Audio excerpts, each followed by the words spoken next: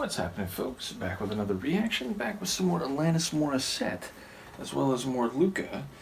And we're returning to her 1998, I'm suddenly second-guessing myself, I think 1998 album, Supposed Former Infatuation Junkie, an album title which will always amuse me. And the next track is That I Would Be Good.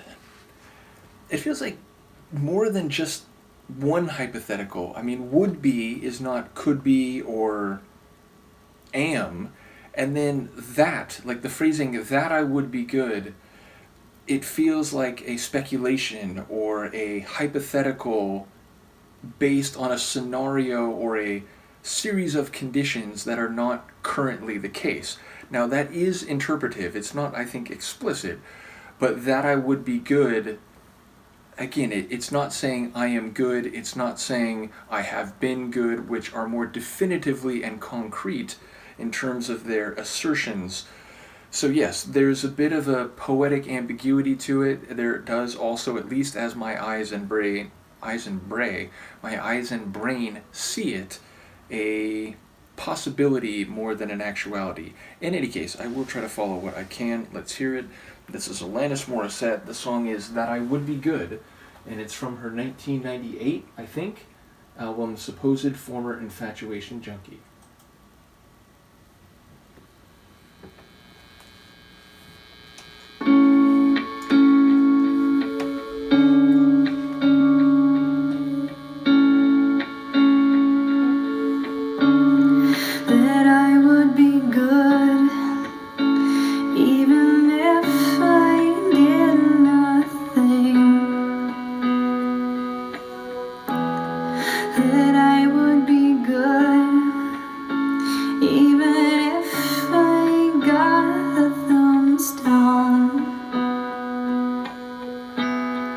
That I would be good if I got and stayed sick.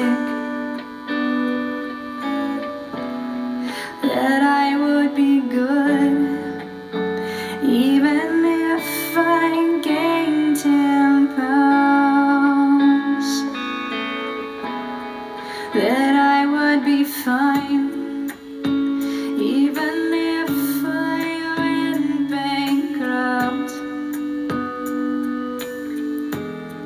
that I would be good if I lost my head and my youth. That I would be great if I was no longer queen.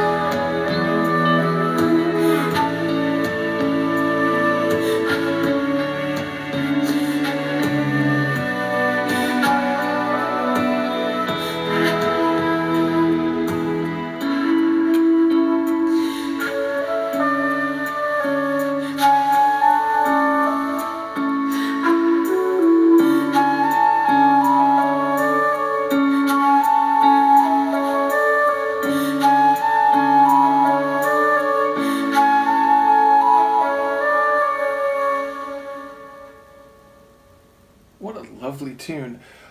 The first thought I have here is that already, after, what, maybe 5 tunes we've heard on this album?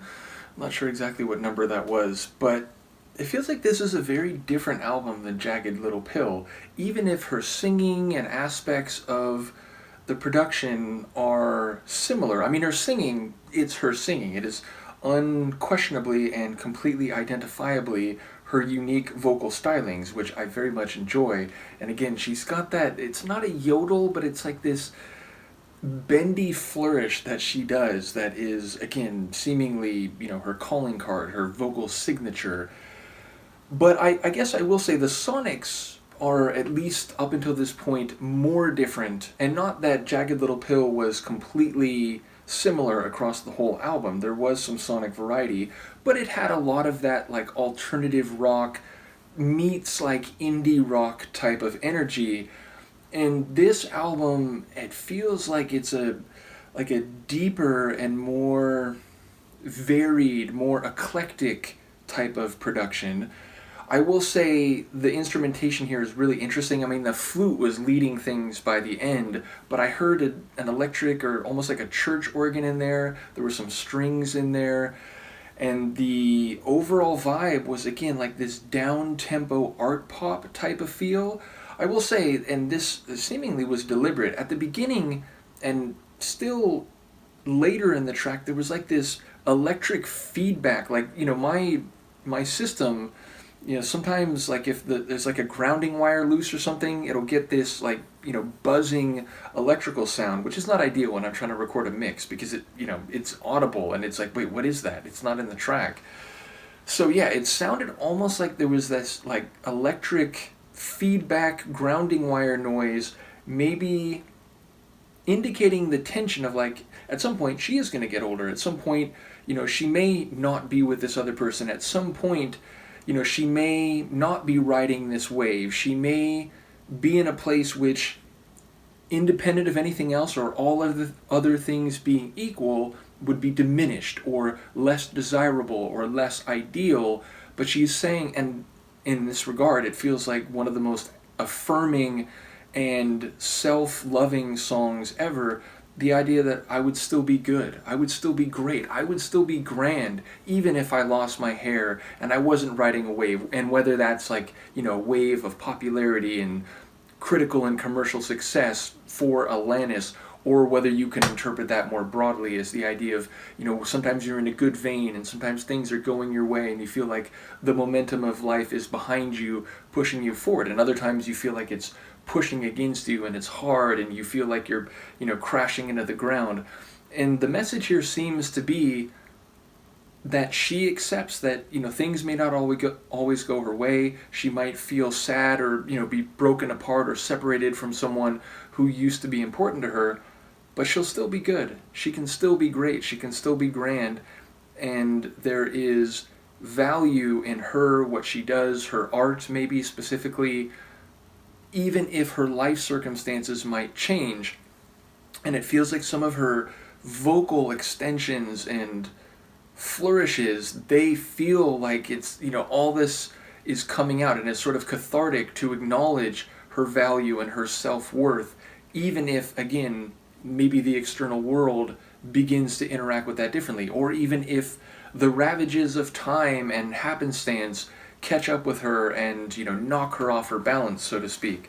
So it feels like a really beautiful song philosophically. I don't know if I'm reading all that correctly, of course, but that seemed to be the essence of it. And if that is essentially the meaning, I think it's very, very beautiful, and I think her vocal performance and the sonic construction of this one did a really good job. And to finish up the point about that like feedback noise, it felt like when she really started to get into the great and the grand and her vocals got more powerful, it was like that feedback sound kind of faded, and instead we heard the strings and the organ and these more consonant sounds. So if that was a thematic expression of things could be gritty and off, and yet that doesn't diminish who I am, what I think about myself, and the value that I hold, then that is also very well done. So yeah, I think that was a really, really great song, and a very interesting song to follow the previous one. Here, just go up here. You don't have to leave entirely. That's your chair. But yes, after, what was it called again? Something character, sympathetic character. Yeah, what an incredible tune to follow that, and it feels almost like she did get away from that person, or she's in the process of getting away from that person, and acknowledging and affirming and singing her self-worth and the value that she knows she holds. And maybe this isn't a sequence, maybe it's not supposed to be a continuation of that same narrative, but the placement of it in the album has me thinking about how this song comes out of the previous song. So yeah, really, really good one from Alanis. Let me know what you think. I will see you next time. Peace.